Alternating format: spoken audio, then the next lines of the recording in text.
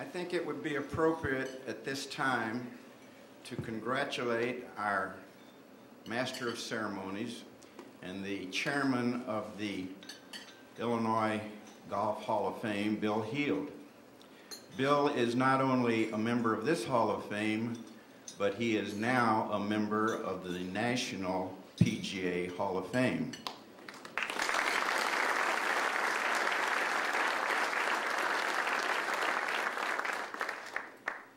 This past December down in Port St. Lucie, Florida, Bill was inducted along with such notables as Roger Warren, the past president of the National PGA of America, Dow Finsterwall, and Jack Nicklaus. Bill joins Hubby Habjohn, Joe Jimsick, the late Joe Jimsick, and Dave Ogilvy, who is here tonight.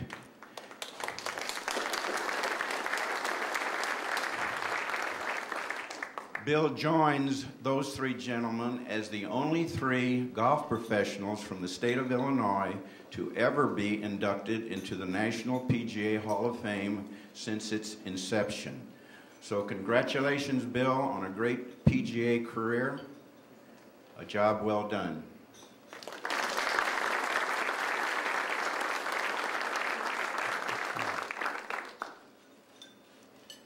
Several weeks ago, I received a phone call from Lynn Ziem of the Chicagoland Golf and Sun-Times newspaper, and he asked me, he says, "What does it mean to you to be inducted into the Hall of Fame?" And on the spur of the moment, I'm afraid I didn't give him a very good answer. And even tonight, I find the words hard to explain what it really means to me or how I feel. But I do know one thing, that I am extremely proud and I'm very honored to have my name listed alongside the 62 others that are already here. And I also know that without some luck along the way, being in the right place at the right time, and without the help of some friends, a number of friends, I would not be receiving this honor. And the first person I want to thank is my good friend and fellow inductee, Tony Holguin. Tony and I are both from San Antonio, and we played a lot of golf together at Brackenridge Park in San Antonio. Brackenridge Park was the site for the Texas Open for many, many years. And believe it or not, that golf course had no grass tees. They had 18 rubber mats. But that didn't matter in those days because all the pros showed up. They were playing for a big purse of $10,000, $2,000 to the winner. In 1953, Tony won that tournament, and all the stars of that era were there, including Snead, Nelson, and Hogan. And Tony became an instant hero and an inspiration not only to me, but a number of other young aspiring professionals there in the San Antonio area.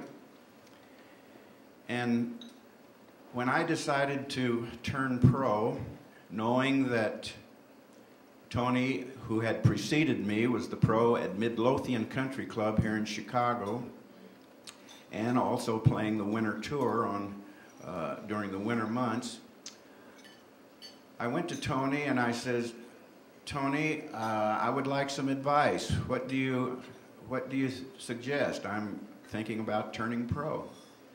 And without hesitation, he says, "Go to the Chicago area. It's the finest PGA section in the country." So thank you, Tony, for that advice and pointing me in the right direction. So in 1955, I went out on the winter tour, And I was in the right place at the right time because while playing in the El Paso Open, I met Ari Ball. Ari Ball at the time was the pro at Oak Park Country Club, and he was looking for an assistant. And fortunately, I got the job. And those of you who know Ari, I'm sure would be happy to hear that Ari and Maxie are in good health, and at ages 93, 96, and 93, both are doing great. Mary Lou and I, this past winter, we had lunch with Ari and Maxie down in Florida, and he told us that they had now been married for 70 years, and they were both still driving their own cars.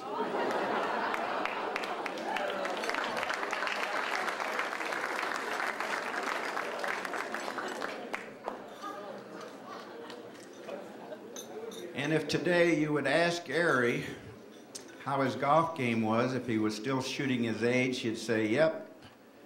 And his standard reply would be, on a bad day. So Ari sends his regards to all his friends here.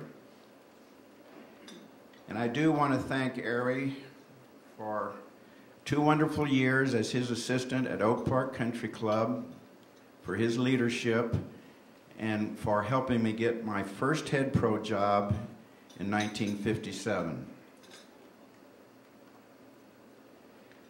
Ari is incidentally is still giving lessons at the beautiful Willoughby Country Club down in Stuart, Florida, where he is a year-round resident. So after 2 years with Ari, I became the head pro at Lincolnshire Country Club in Crete, Illinois, a private club down near Olympia Fields.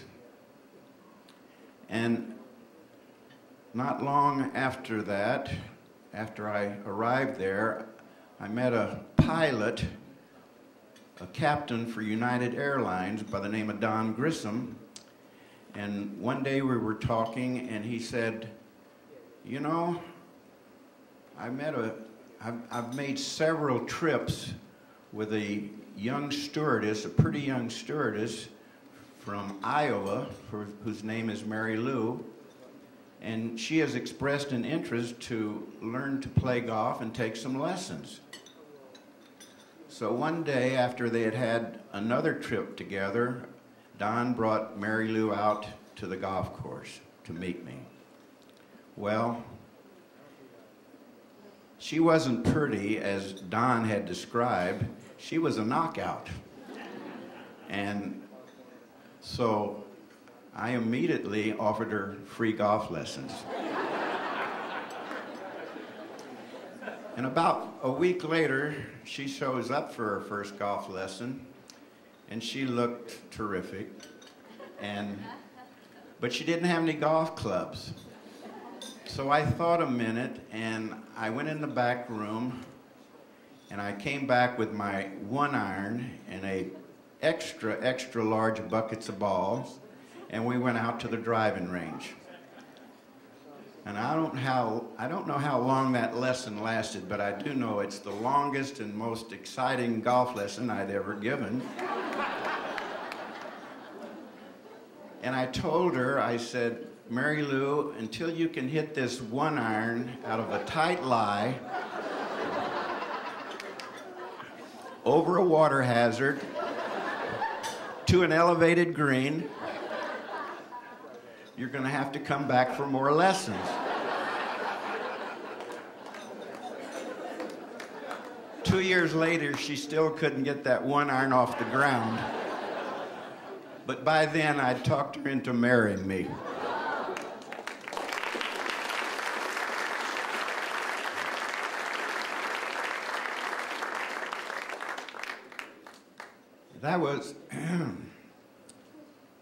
That was 48 years ago,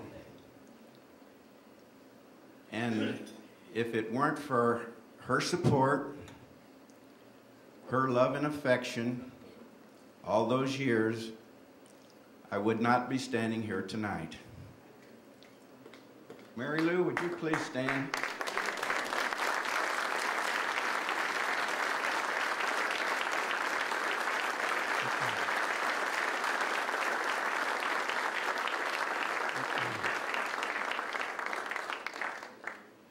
Mary Lou gave me two wonderful sons, and they're both here tonight.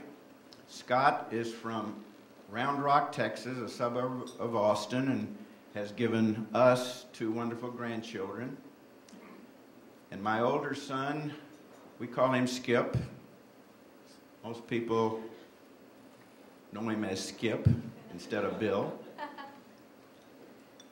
He comes to us from Cooper City, Florida, and he has just retired last month, 25 years with the Miami Metro-Dade Police Department, Lieutenant Bill Erfurth.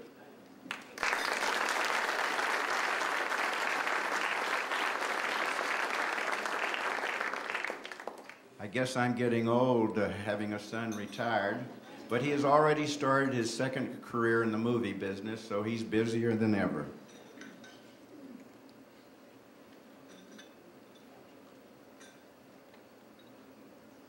And certainly I do thank them, all three, for being here tonight. So in 1965, the head pro at Skokie Country Club opened up. And at that time, Carol McHugh was the executive director of the Chicago District Golf Association. One of the members on the selection committee at Skokie Country Club was also on the board of the CDGA. And he went to Carol, who knew all the local golf pros, and said, who would you suggest? And I'm sure Carol had some other names in mind, but she mentioned my name. And then 20 years later, after I had retired from Skokie Country Club, Carol did me another favor. She called one day, and she said, Bill, would you like to come out to Pine Meadow and be our playing professional? And I did that for a number of years. I played in the Pro Junior, the Pro Ladies, the Pro Senior, and represented Pine Meadow. So Carol, thank you very much for those favors. And thank you, Pine Meadow, for that association that continues today.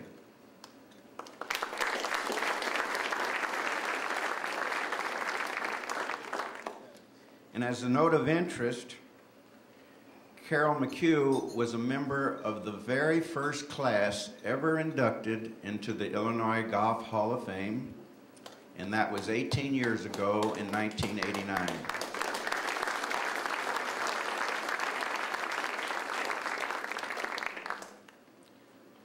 So after 8 years at Lincolnshire Country Club, I was hired as the head pro of one of, if not the finest club on the North Shore. Skokie Country Club was established in 1897, has a wonderful family-type membership, is rich in history and tradition, and has a great golf course.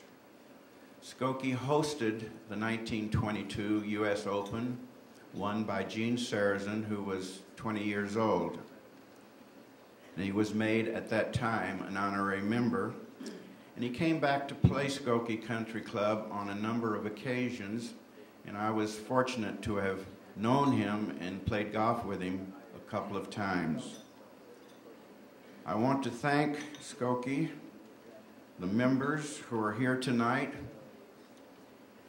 and I also want to thank Skokie Country Club for 20 wonderful years and for allowing me to continue my dream as an honorary member for these past 22 years. And finally, where's Bill? I know he's got his stopwatch on me. I want to thank my fellow golf professionals, Don Wiggerson from the Old Elm Club and Tim O'Neill from North Shore Country Club for the many hours they dedicated to me on my behalf to make this night possible. I also want to thank the members of the Hall of Fame Committee for their vote of confidence. And I want to thank Mike Miller, the Executive Director of the Illinois PGA, who is in his 12th year as our leader. I want to thank Mike and his wonderful staff for all their hard work in making this evening so successful.